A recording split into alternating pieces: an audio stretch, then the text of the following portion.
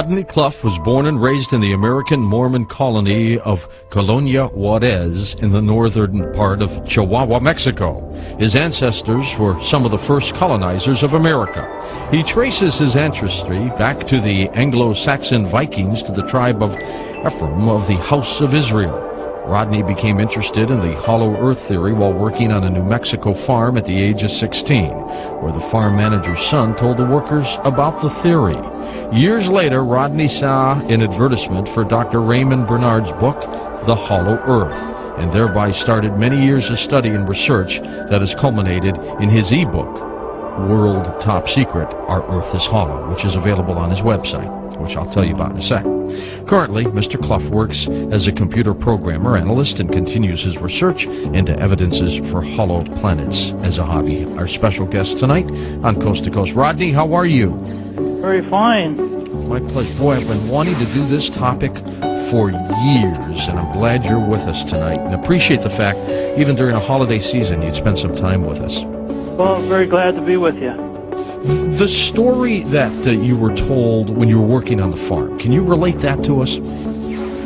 Yes, when I was 16, with some colony boys, we got a job out on a New Mexico farm that was managed by my uncle's brother. And the guy that I was working with was an older fellow, also from the colonies. And one evening he told me that the farm manager's son had told him about this book that he had read, The Hollow Earth. And he commented to the boys that he thought it was an ideal place for the Lord to hide the lost 10 tribes. And that piqued my interest, and it just stayed in the back of my mind. And years later, when I saw this advertisement for the book, I sent for it. It was about 1974, around about there. And I started in earnest researching this subject ever since then, and have come up with a substantial amount of scientific, scriptural, and historical evidence that supports the hollow earth theory. And you've supplied a graphic to our webmaster, Lex, which if everyone listening has the ability to get to their computer, we're going to be making some reference to it throughout the night. So you might want to be able to get on the coasttocoastam.com website and look at it. And by the way, Rodney's website is called OurHollowEarth.com, and there's a link with his name right on the coasttocoastam.com website. It'll take you straight to his website. There have been many theories about the hollow earth theory, Rodney. We'll talk about all of them tonight, whether who's living there, if anyone's living there. Perhaps they might be extraterrestrials.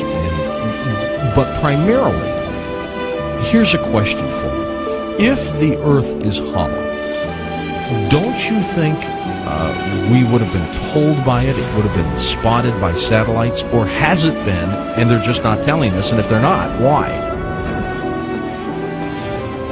1981, I took my family and we flew to Fairbanks, Alaska.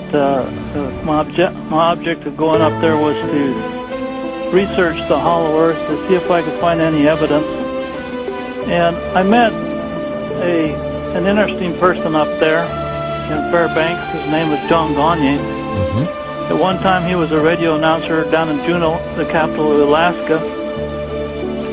And one weekend he was out with his buddies outside the city, and they happened to notice a light up above a mountain there by them. And presently it turned red and zipped off into space. And then back on his radio station, he brought up the subject and asked if anybody had seen the UFO over the weekend that him and his buddies saw. He says that shortly after that, a woman came in to talk to him. Her name was Sylvia Darvell.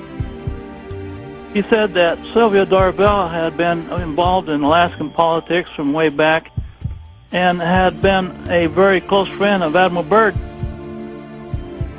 And she told my friend John Gagne that Admiral Byrd, after his Arctic flight of 1947, had come to her and confided in her what he had found up there.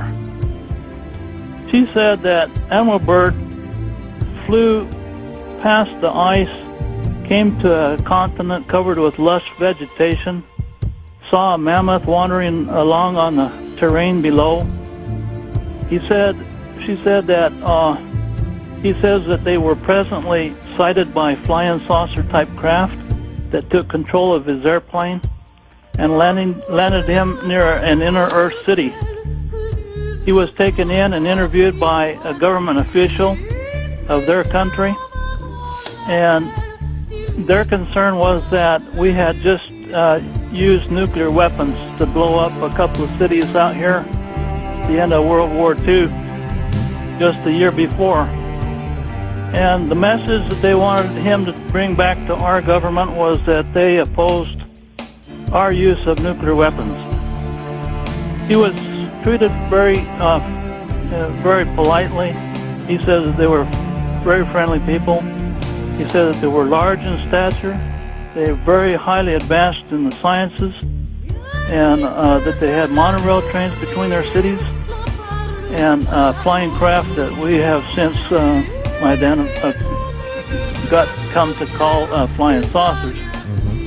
He was taken back to his airplane, put back in the air, and when he arrives back out on outer Earth, he reported to Washington, and he was told to not to keep this secret, not to tell anybody about it. But this story that Sylvia Darvell told my friend